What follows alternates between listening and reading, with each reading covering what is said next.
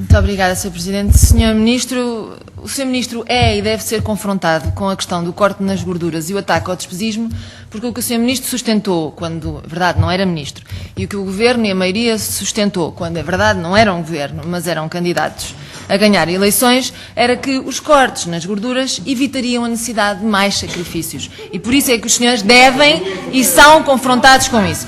Sobre a reforma laboral, Sr. Ministro, o que o Sr. Ministro disse é grave, porque disse que a reforma laboral, não a sua, mas a última, antes da sua, provocou precariedade e que havia vários estudos. Eu gostava que o Sr. Ministro nos fizesse chegar a esses estudos, eu percebi isso que o Sr. Ministro disse. Gostava que nos fizesse chegar a esses estudos para numa próxima audição nós podermos debater esse assunto. Mas eu gostava de voltar à questão sobre as perguntas sobre o relatório de execução física e financeira do Instituto de Emprego, até porque o Sr. Ministro não teve a oportunidade de responder a algumas das perguntas que eu coloquei. Eu tinha-lhe colocado a pergunta sobre como é que é possível, com o aumento do desemprego, ter reduzido o esforço em políticas ativas.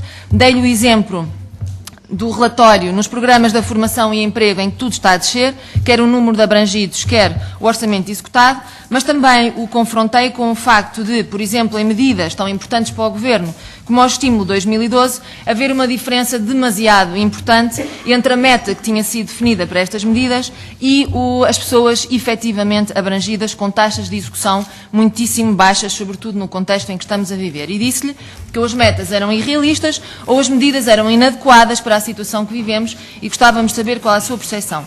Mas para além da redução do esforço das políticas ativas e para além desta diferença entre metas e abrangidos de algumas medidas, há também uma outra questão que eu tenho que lhe colocar e que tem a ver com a contradição de números sobre a execução da medida Estímulo 2012.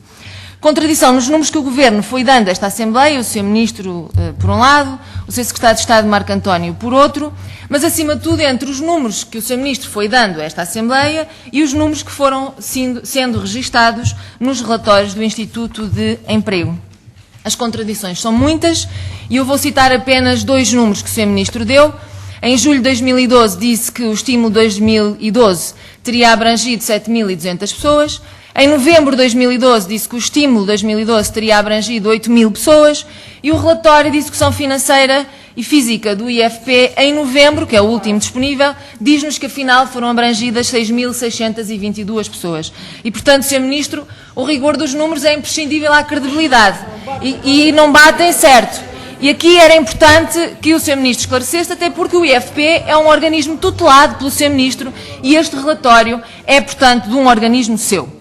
Mas também relativamente à formação profissional, Sr. Ministro, os valores totais no relatório, portanto sempre o relatório do IFP, o último de novembro, dizem-nos que depois de uma diminuição das pessoas abrangidas de 2010 para 2011, houve uma subida significativa nas pessoas abrangidas de 2011 para 2012, ainda com uma diminuição ainda mais significativa da verba executada.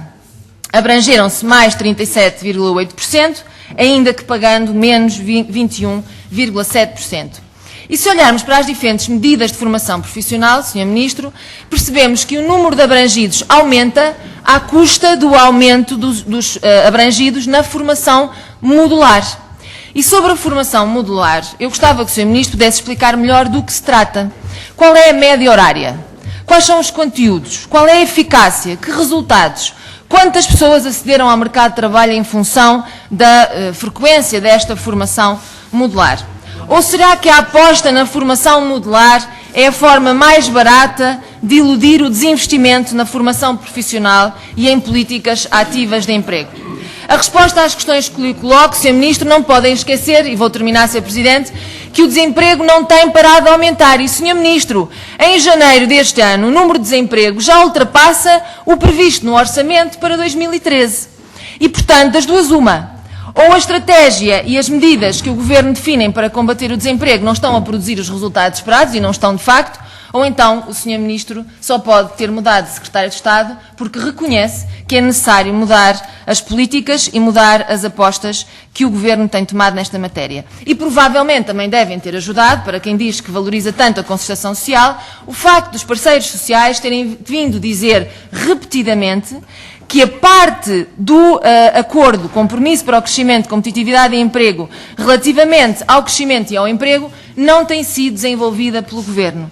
E, portanto, Sr. Ministro, valorizar a concertação social não é só dizer que se valoriza, é cumprir os compromissos que resultam da concertação social. E, sobre este ponto, os parceiros sociais não têm feito uma avaliação muito positiva do Governo, o que também pode ajudar a explicar o desastre das capacidades que o Governo tem demonstrado no combate ao desemprego. Muito obrigada.